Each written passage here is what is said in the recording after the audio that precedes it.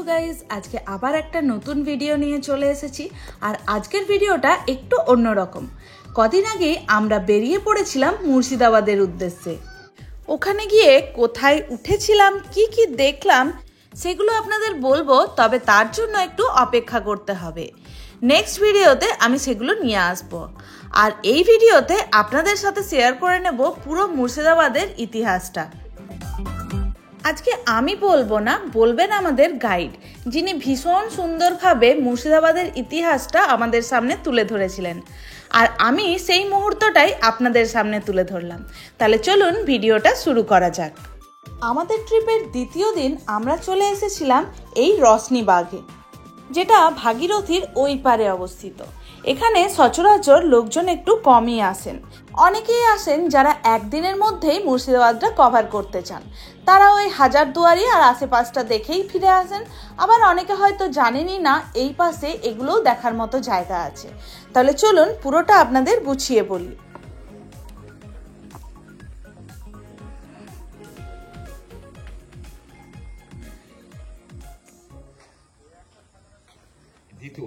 ও, এটা দ্বিতীয়। এই ফেকারটা বালা মানুষ ছিলেন, ইনি 6.5 ফুটের মানুষ ছিলেন। ইনি এই নবাব কি সুজাউদ্দৌলা। আচ্ছা, এবার এখানে একটা মন্দির দেখতে পাচ্ছেন, হ্যাঁ, ওইটা ওটা মন্দির। হ্যাঁ, আর এটা হচ্ছে মসজিদ। আচ্ছা, এই মসজিদ সম্বন্ধে, মন্দির সম্বন্ধে বলবো, এখন কিছু বলিনি, এবার শুরু করছি আমি। বলুন। এই ফার্স্ট নবাব মুর্শিদ কুলি খান, এর নামে মুর্শিদাবাদ। এই অন্তপক্ষে 85-90 বছর রাজতন্ত্র চালিয়েছিল এই মুর্শিদ কুলি খান। মুর্শিদ কুলি যখন বাংলা, বিহার, উড়িষ্যার নবাব, এই সুজাউদ্দিন তার সেনাপতি ছিলেন। এই সুজাউদ্দৌলা এর সেনাপতি ছিলেন। আর সিরাজউদ্দৌলার নানা, এটা হচ্ছে আলিবউদ্দিন এর নানা, মানে মেয়ে ছেলে নানা বলে। আচ্ছা, বুঝতে পারছেন? তাহলে আলিবউদ্দিনের ছেলে ছিল না, মেয়ে ছিল 3টে মেয়ে, আমেনা, মোমেনা, ঘোষেদ বেগম। আমেনার ছেলেকে সিরাজ। তাই মুর্শিদ কুলি খান এই যখন বাংলা, বিহার, উড়িষ্যার নবাব, আলিবউদ্দিন ছিল দেওয়ান। দেওয়ান মানে কি বোঝায়? যারা খাতাপত্র আই বাই হিসাব রাখে তাকে বলে দেওয়ান। আর আলিবউদ্দিনের একটা ভগ্নিপতি মির্জাফর, ইনি ছিলেন সৈন্যের কমান্ডার। মুর্শিদ কুলি খান বলেছিলেন মির্জাফর। মুর্শিদ কুলি খানের মেয়ে আজিমুন্নেসা বেগম। এই মুর্শিদ কুলি খানের মেয়ের নাম হলো আজিমুন্নেসা বেগম। এই সুজাউদ্দিনের সঙ্গে বিয়ে দিল, তাহলে কে হলো? জামাই এবং সেনাপতি। এর জামাই হলো, এর মেয়ের নাম আজিমুন্নেসা বেগম। ওই পারে কবর আছে, জীবন্ত কবর আছে, বলে না? বলি তো কলেজে খেয়ে বেগম বলে না? তো ওই মেয়েটা, আমি একটা কথা বলি, বাজে কথা, ফালতু কথা বলে, মানুষের কলেজে মানুষের কেউ খায়, ওকে মানুষ ছিল না, রাগ করে এসেছিল। ওই মেয়েটাকে সন্তানের এর সঙ্গে বিয়ে হয়েছিল, সংসার করেছিল, একটা সন্তানের মাও হয়েছিল। ওই ছেলেটির নামে ছিল সাপড়া পান। এটা এই ছেলেটা, ওই মেয়েটির ছেলে, এটা পিতা। ইনি আবার দুসরা সংসার করেছিলেন। এক ছেলের মা মারা গেছিল, তো আবার এর পক্ষে ছেলে ছিল, আরেক ছেলের নাম ছিল জামশেদ খান, আর এই ছেলের নাম সাপড়া খান। আচ্ছা, ওই মেয়েটি ছেলে, ওই মেয়েটি ওদের বংশগত সকলের সিঁড়ির নিচে সমাধি। মুর্শিদ কুলি খান সমাধি দেখতে পাবেন কাটরা মসজিদের সিঁড়ির নিচে সমাধি, দেখেছেন কাটরা মসজিদ? তাহলে ওই মেয়েটি বাচ্চা ছেলের কলেজে খেত না, ওটা বাজে কথা, মিথ্যা কথা। ওই মেয়েটি খুব ভদ্র মহিলা, এর সঙ্গে বিয়ে হয়েছিল, সংসার করেছিল, একটা সন্তানের মা হয়েছিল। ওই ছেলেটার নামে সাপড়া খান। উনি মৃত্যুর পর ইনি সংসার করেছিলেন। এই মুর্শিদ কুলি খান 1725-এ মৃত্যু হয়ে গেল। ইনি কেন রাজতন্ত্রের মালিক হলো জামাই রূপে। কিন্তু এই সুজাউদ্দিন কেনা, এই সুজাউদ্দিন মানে খুব সোজা লোক ছিলেন। এই আলিবউদ্দিন খুব চালাক ছিল, একে ল্যাং মারার চেষ্টা করেছিল, কিন্তু সবাই সংগঠন করে বলো না সুজাউদ্দিন উনি জামাই এবং সেনাপতি, ওই বাংলা, বিহার, উড়িষ্যা নবাব হবে। তাই আলিবউদ্দিন এবার এর বেলায় সেনাপতি হয়ে গেল। বুঝতে চান? সিরাজউদ্দৌলা নানা আলিবউদ্দিন এর বেলায় সেনাপতি হলো। এবার ইনি যখন রাজতন্ত্র চালায়, ওই টাইমটা খুব মারাঠা, খুব বুর্গিদের অত্যাচার ছিল। মারাঠা বুর্গি মানে কি বুঝায়? ডাকাত, লুটেরা। এই ডাকাতের এদের মানে 16 ভাই দেখেছেন কাব্বার আজ আগে বেটা সোজা আক্কার মায়ের বাচ্চাদেরকে ঘুম পাড়াতো। ঘুম পাড়ানো মাসে পিসে বুড়গি এলো দেশে, বুলবুলিতে ধান খেয়েছে খাজানা দেবো কিসে। এই বুড়গিদের অত্যাচার সোজা ওদের অস্ত্র ছিল, ব্যস্ত ছিল। এদিকে কিরে আয়ত্ত আমরা কিরে শাসন করে যায়, তারা তো সরাসরি যুদ্ধ করে না, রাত্রে এসে রায় থানা দেয়। তাই বুড়গির ডাকাতে সর্দার ছিল, তার নাম ছিলেন কি জানেন? ভাগসর পণ্ডিত। এই ভাগসর পণ্ডিতের সঙ্গে সুজাউদ্দিনের সঙ্গে একটা বন্ধুস্থায় হয়ে যায়। ভাগসর পণ্ডিত সুজাউদ্দিনকে ভালোবেসে ওদেরকে নিষেধ করলো, লুটটা বন্ধ হয়ে গেলো, দেশটা শান্তি হয়ে গেলো। তখন নবাব সুজাউদ্দিনের পাশে এই ভাগসর পণ্ডিত হয়ে গেল। তখন নবাব সুজাউদ্দিন বললো যে বন্ধু, আমরা হিন্দু মুসলমান, আমরা এক মায়েরই সন্তান, মিলেমিশা করি কাজ, হারি কবন হাইরাজ। তাই সুজাউদ্দিন না এই মসজিদটার মন্দিরটা একই সঙ্গে গঠন করলো। আচ্ছা, ওই মন্দিরটা ভাগসর পণ্ডিতকে বললো বন্ধুর পরিচয়, বন্ধু আপনি মন্দিরে পুজো দেবেন। আর সুজাউদ্দিনকে নামাজ পড়তেন। তাই দুই বন্ধুত্ব বসে গল্প করতেন।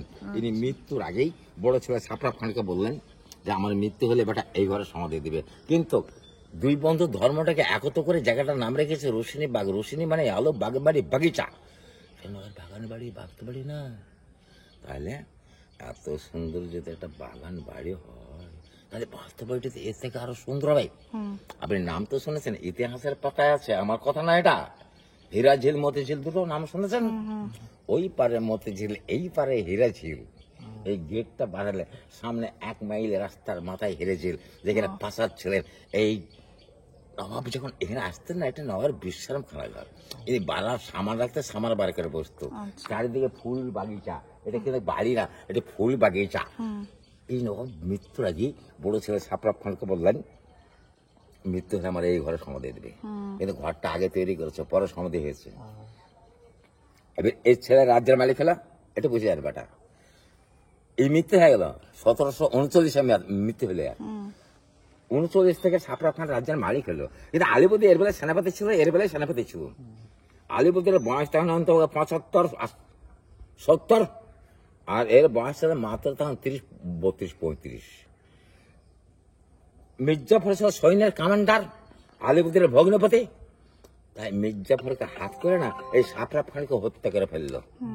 এই সাফরাব খানকে হত্যা করে নবাব আলিবর্দী হচ্ছে বাংলা বিহার উড়িষ্যার নবাব। আলিবর্দিনের ভগ্নপতি মির্জাফর গেল সেনাপতি। তাই সেনাপতি বলেছিল আলিবর্দী, আপনি যতদিন বেঁচে থাকবেন ততদিন পিতার রাস্তা পরিচালনা করবে, আপনার মৃত্যুর পক্ষ আমি। আলিবর্দী কথা দিয়েছিল মির্জাফরকে যে তাই হবে। কিন্তু আলিবর্দিনের 3টে মেয়ে, আমিনা ওর ছেলে ছিল না, এর একটা নাম আমিনা, মমেনা, ঘুষিটি বেগম। 3টে মেয়ে এর। এবার আমিনা হচ্ছে ছোট মেয়ে, আমেনা, মমেনা হচ্ছে মেজে মেয়া, ঘুষির বেগম বড়, আমেনার ছেলে হচ্ছে সিরাজ। নানার পাশে মানুষ হয়েছে। 18 বছর বয়স, সোনার সিংহাসনে বসে রাজমুকুট পরে থেকে বাংলার স্বাধীনতা নবাব করলো নবাব আলিবর্দী সিরাজকে। মির্জাফরের ভেতরে রাগটা থেকে গেল। 18 বছর ছেলেদের রাজত্বের মালিক হয়, মির্জাফরের কোনো চান্স থাকবে না। ঘুষিটি বেগমকে এর সঙ্গে মহব্বত করে ফেললো মির্জাফর। দিয়ে ইংরেজরা হাতে হাত রাখলো, দিয়ে গোল্টিং মিটিং করতে সিরাজের বিরুদ্ধে, সিরাজকে কি করে হত্যা করা যায়, সিরাজকে কেরা মারা যাবে। তাই মির্জাফর গোল্টিং মিটিং করতে মতিঝিলে বসে সিরাজের বিরুদ্ধে। ইংরেজরা এসে সিরাজকে বললো তুমি গদি ছাড়ো, নইলে যুদ্ধ করো। সিরাজ বলল আমি বাংলা বিহার উড়িষ্যার নবাব, 3টা রাজ্যের মালিক, মাথা নিতে করি যুদ্ধ ষড়যন্ত্র তৈরি করলো। মির্জাফর বাদী সৈন্যগুলোকে নিয়ে গেল পলাশের যুদ্ধে। পুতুলের মতো দাঁড়িয়ে দাঁড়িয়ে মার খালো। তাতে মীর মদন মোহনলাল, জাফর আলী খান, রাজা রাজবল্লভ, যারা সিরাজকে হতে ভালোবাসত, তারা কিন্তু যুদ্ধ করে প্রাণ দিয়েছিল। যখনই শুনলো মীর মদন মোহনলাল হত নিরুপায়, উপায় নাই, গোলাম হোসেন ওর স্ত্রীকে সঙ্গে করে একটা ভাগীরথী নদী পথে পালিয়ে গেল। নদী পথে পালায় যখন, সেই টাইমে দেখতে পেয়েছিল দানেশ ফকির। দানেশ ফকিরের সঙ্গে আলিবর্দিনের সঙ্গে একটা মুখামুখি একটা তর্ক বিতর্ক হচ্ছিল এর সঙ্গে, আর দানেশ ফকিরের সঙ্গে। আর সিরাজ তখন 17-18 বছর ছিল, ঘোড়ায় চেপে চলে আসছিল। ঘোড়া থেকে নেমে না দানেশ ফকিরকে একটা চড় মেরেছিল। তাই দানেশ ফকিরের রাগটা ছিল সিরাজের প্রতি। ইংরেজরা পলাশের ময়দান জয় করে সিরাজের রাজধানীকে ঘিরে ফেললো। সিরাজকে হত্যা করার জন্য তন্ন তন্ন তন্ন করে খুঁজে বেড়েছে। এমন টাইমে দানেশ ফকির ছুটতে ছুটতে সে বলল কোথাও পাবে না, দেখানো 3 থেকে 4 ঘন্টা আগে তারা নৌকা পথে স্বামী স্ত্রী পালিয়ে গেছে।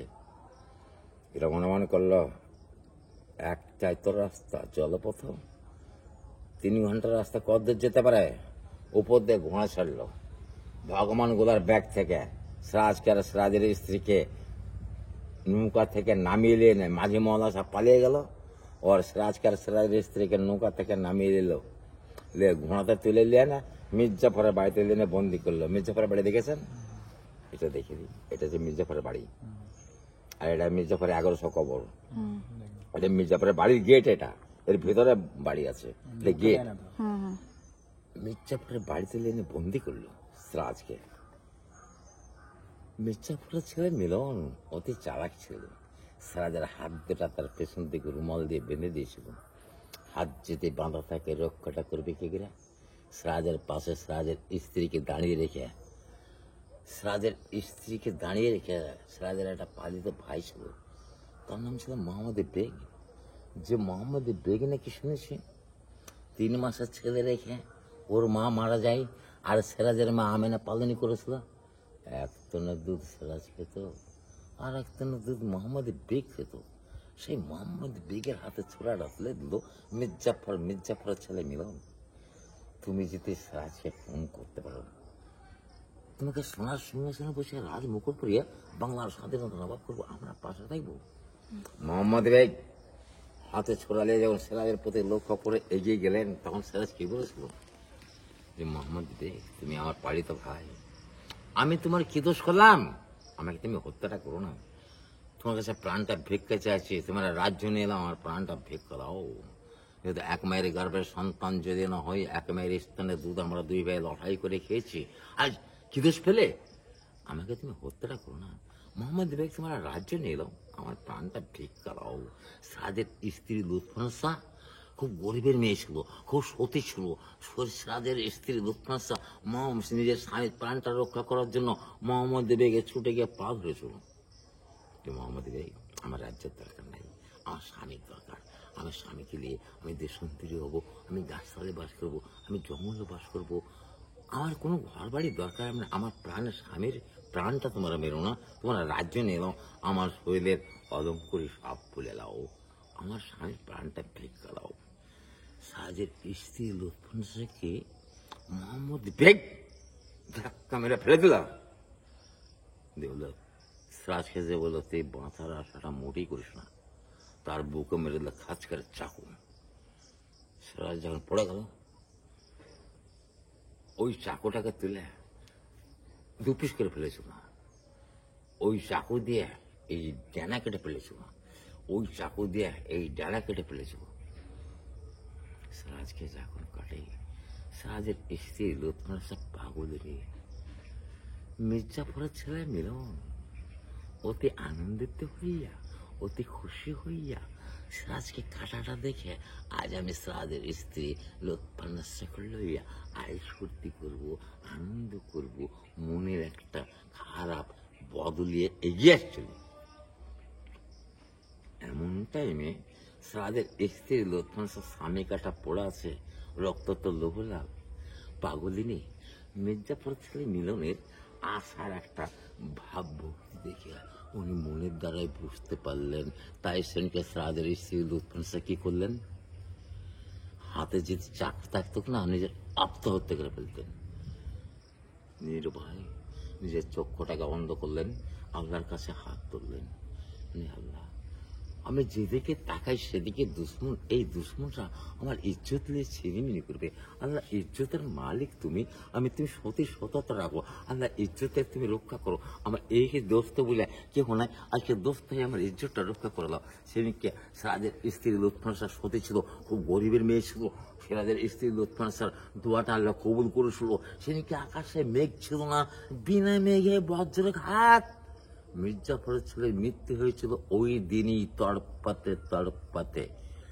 মির্জাফরের ছেলের মৃত্যু দেখে মির্জাফর লজ্জাতে নিজের ছেলে ডেড বডিটা তাড়াতাড়ি ঘরে বেড়ে লেলেন।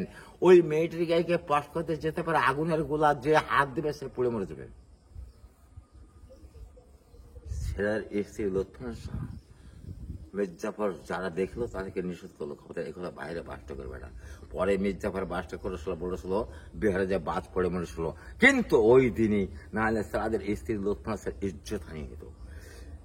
সারাদের স্ত্রী লুৎফুন হাসান যে স্বামীর মৃত্যু দেখলেন, মির্জাফরের ছেলের মৃত্যু দেখলেন, নিজের স্বামীর দেহটাকে ডাঁটছে ডিউটি করছেন, ওর মনে একটা বল হয়ে গেল মির্জাফরের ছেলের মৃত্যু দেখে,